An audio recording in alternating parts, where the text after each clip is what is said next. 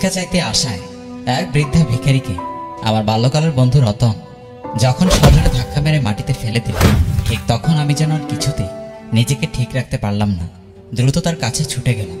এরপর ভিখারিকে মাটি থেকে উঠিয়ে রতনের উদ্দেশ্যে বললাম, ছি বন্ধু, তুই এমন কাজ কি করে করতে পারলি?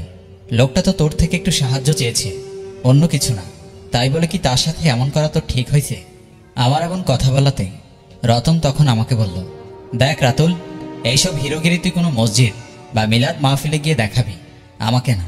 তুই একজন হাফেজ সাহেব, নামাজ পড়ে বের হয়ে এসে এমনটা দেখে হয়তো তোর কাছে ভালো লাগেনি। তবে বিশ্বাস কর, এই শালা ফকিন্নির বাচ্চা আমাকে যে কথা বলেছে তাতে মনটা চাচ্ছে ওর দুগালে আবার দুটা থাপ্পড় বসিয়ে দে। রতনের এমন কথায় আমি তখন ওর মুখে আর কিছুই না শুনে ভিখারিকে জিজ্ঞেস করে বললাম, চাচা, আপনার বয়স হয়েছে, আমি বিশ্বাস করি আপনি আমাকে সত্যি কথাই বলবেন। আসলে রতনকে আপনি কি বলেছেন? আমার এমন কথা বলায় এবার বৃদ্ধা ভিখারি বলল, আসলে বাবা, আমি তেমন কোনো কথা বলিনি। এনার কাছে ভিক্ষা চাইতে এলে এনি আমার প্রথমে ধাক্কা দেন, তাই আমি তখন রেগে গিয়ে বলেছিলাম, বড়লোকদের মন সত্যি শয়তানের চেয়ে খারাপ, আর এতে ইনি আমাকে থাপ্পড় মারল।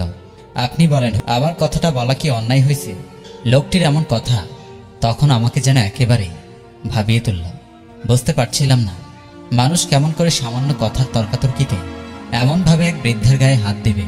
তাই তখন আমি রতনকে বুঝিয়ে বললাম, ভাই, তুই যা করেছিস তা সত্যিই অন্যায়। যাকে এক কথায় জুলুম বলে, জুলুমকে আল্লাহ তাআলা নিজের জন্য হারাম করে নিয়েছেন। এই মর্মে আল্লাহ তাআলা বলেন, হে আমার বান্দারা, আমি আমার নিজের জন্য জুলুম করা হারাম করে নিয়েছি এবং তোমাদের পরস্পরের মধ্যেও জুলুম হারাম করেছি। সুতরাং তোমরা একজন অন্যজনের উপর জুলুম করো না। শুধু জুলুম বা অত্যাচার করাই হারাম নয়, বরং অন্যকে জুলুমে সহযোগিতা করা এবং জালিম অত্যাচারীদের সঙ্গে সুসম্পর্ক রাখা এবং ঘনিষ্ঠতা রক্ষা করাও হারাম। এমন সময় রতনের ফোনে কেউ একজন ফোন করলে রতন সাথে সাথে ফোনটা রিসিভ করে বলল, কি, এখনই রক্তের প্রয়োজন? কিন্তু রক্তটা আমি পাবো কই? আচ্ছা আচ্ছা, আমি ম্যানেজ করছি, দাঁড়ান। রতন ফোনে কথাটি বলে আমার দিকে তাকিয়ে বলল, ভাই, আজকে তুই আমার সত্যি চোখ খুলে দিয়েছিস। এই ভিখারির উপর আমার জুলুম করার ফলে হয়তো মেয়েটা আমার রোড অ্যাক্সিডেন্ট করেছে, ওর দ্রুত ও পজিটিভ রক্তের প্রয়োজন। তা না হলে ওকে বাঁচানো আমার পক্ষে সম্ভব হবে না। আমি চুপচাপ মাথা নিচু করে রাখলে সেই ভিখারি তখন বলল, হুজুর সাহেব, আমার রক্তের গ্রুপ ও পজিটিভ মনে হয়। অনেক আগে আমি আমার পোলারে রক্ত দিছিলাম, তখন জানতে পাইছি।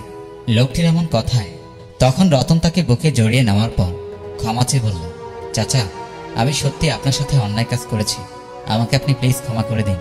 লোকটি তখন হেসে সবটাই স্বাভাবিক করে তুলল।